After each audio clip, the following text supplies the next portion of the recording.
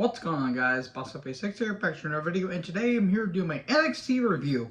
We're on the road to NXT deadline, and, well, the show wasn't god-awful, but it wasn't great. It was just kind of there, in all honesty.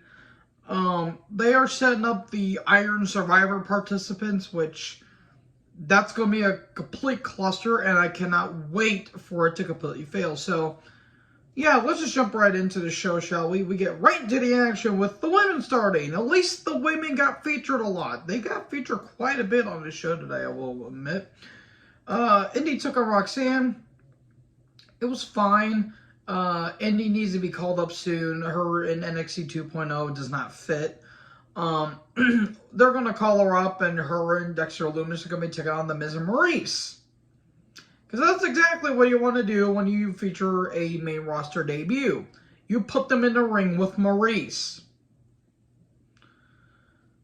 Anyways, it was fine. It was speed versus strength. Indy as a heel, it can work, but it doesn't work here. Because she's been long overdue for her main roster debut. She's kind of gotten like the Io Shirai, now Io Sky treatment, where she's been at NXT for way too long and she needs to be called up. Call her up at the Rumble. Call her up at the Rumble. It goes on for a bit. Eventually Pop rocks 1, 2, 3, and Roxanne wins. I do want to say, Booker T, I love you, but I don't know what the hell you're talking about. And Vic Joseph looks like he's hating life. We get footage earlier of Andre Chase backstage, and Hale and Hudson show up, and they, Hudson says, look, I apologize for what happened last week. It was completely unintentional, and I want to prove to you that I belong in Chase University. And he's got like a list of like things he wants to do, and then all of a sudden Waller shows up. Grayson Waller, aka what Glenn Hughes sounded like he was high on helium and not coke in the 80s. He talks trash, and Thea screams and yells, and Hudson says, I'll take care of him. Okay. Dijak. They're calling Dominic Dijakovic, or, yeah, just Dijakovic. They're calling him Dijak. Look, it's better than calling him T-Bar, but come on. Dominic Dijak is right there. Just put Dominic in front of his name. He took on Dante Chen. Remember when they gave Dante Chen, like, a little bit of, like, momentum, and then they just completely cut him off at the knees for presumably no reason? They featured him, like, on, what, 205 Live, and they're featuring him on Level Up? Like, they gave him a backstory why he wanted to become wrestling because his father's death inspired him, and they presumed to do nothing with him. I understand he got injured, he came back from an injury, but they presumably just forgotten about him. It was a way to feature Dijak. In the end, feast your eyes. He does have a really good presence, and he has a really good tan. I don't know why he's trying to cosplay as Sylvester Stallone from Cobra with the glasses, but I certainly digress. And, yeah, he wins, and then he talks about he's going to bring justice to the NXT roster, and it's going to be my justice. Okay, at least they ain't featuring him as Retribution. That's all I care about. As long as we're getting Dominic Dijakovic in some form, I'm fine with that. So we get footage earlier of Devlin talking to Niall, and Jesus, Tatum Paxley. Wow, Tatum looked great. I hope Devlin doesn't get too comfortable around the women. If you guys get it, you get it. And also the Creeds show up. Devlin and Julius are going to be having a match later. Then, Shawn Michaels, Sean Waltman, a.k.a. X-Pac, Road Dogg, unfortunately, Alundra Blaze, and Molly Holly. My goodness, Molly looked great. Alundra Blaze looked like she was Stephanie McMahon for some reason, which was kind of baffling. They're in a conference room, and Molly was a bit distracting. I swear, her with short hair, she looks hotter for her age. They discussed the participants for the men's and the women's Irish Survivor Challenge, like Carmella Hayes gets brought up, Jordan Devlin, Tony D'Angelo, Joe Gacy, Grayson Waller, Von Wagner. God forbid Von Wagner being in this thing. Road Dogg tries to be funny and fails miserably. Why is Road Dogg still there? And it's kind of funny how Disco Inferno, again, Gil Beretti, was talking trash on Twitter about how, stars nowadays won't get as over. And, Road Dogg in all his infinite wisdom said, you are being so generous. And he's going to be praising talent here. Hypocritical is a big thing there. More on this in a little bit. Waller took on Hudson with Chase and Thea. It was fine, I guess. Waller is insufferably phenomenal in the ring. Hudson's got a look. They're just putting him in this stupid Chase University stuff. And he chats a little bit with Chase and Thea after Thea about gets hit. And then Rolling Stunner, and there you go, Waller wins. More on Waller here in a bit.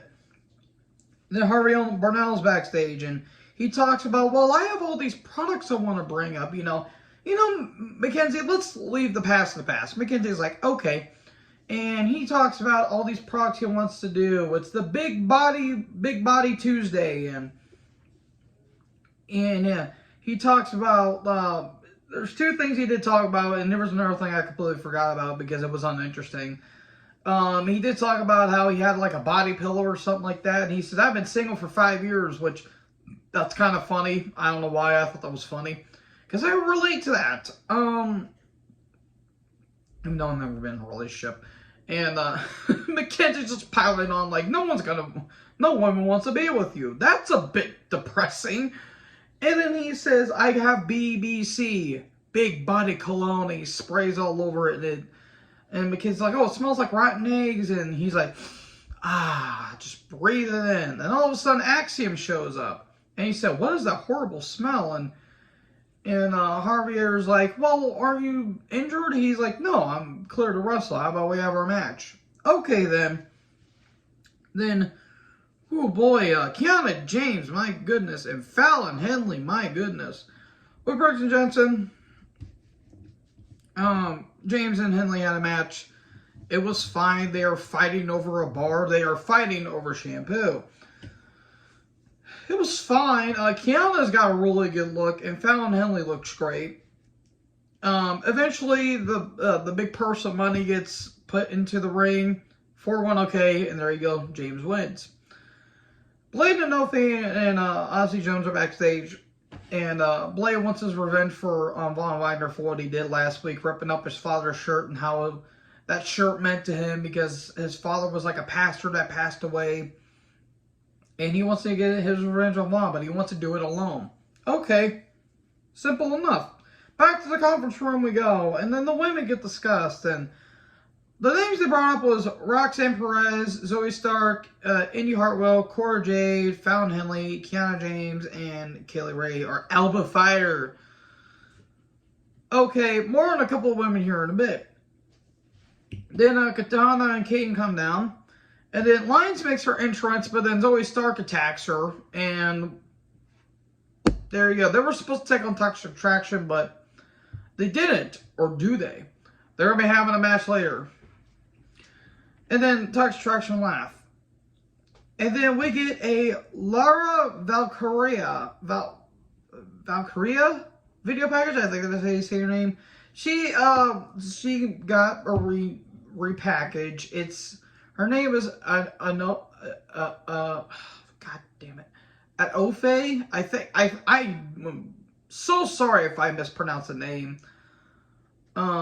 Valkyrie. She's from NXT UK, and yet again another name change. Granted, I don't know how to say the first name. No offense to the person in general, but Lyra Valkyria. Okay, she's coming soon. Lol. Electra Lopez, my goodness. She's backstage and she talks about Indy. She's like, I don't get the hype around her, and I'll be keeping my eye on Indy. Okay. Bernal took on Axiom. It was fine. It's just, this Axiom gimmick is so stupid. It's a kid under a mask, and his entrance is completely nonsensical. His knee did get targeted a couple times. Harvier has a look, but they just make him like a goof. And in the end, Axiom wins. And then Lions, Katana, and Carter are in the trainer's room, and Lions is like, I can tough it out. We'll kick Toxic Attraction's ass tonight. About that. Pretty Deadly backstage. They're going to be having a real Christmas story next week. Oh boy, be still my beating apathy. Devlin comes down. And then we come back from break, and Steiner and Cruz are in a diner. And they're going to be talking about their match at NXT Deadline. That should be a pretty damn good match, in all honesty. I think Steiner should retain, but Apollo winning the NXT title doesn't sound like a bad idea on paper. I'm just worried about the execution. So, Devlin took on Julius Brutus.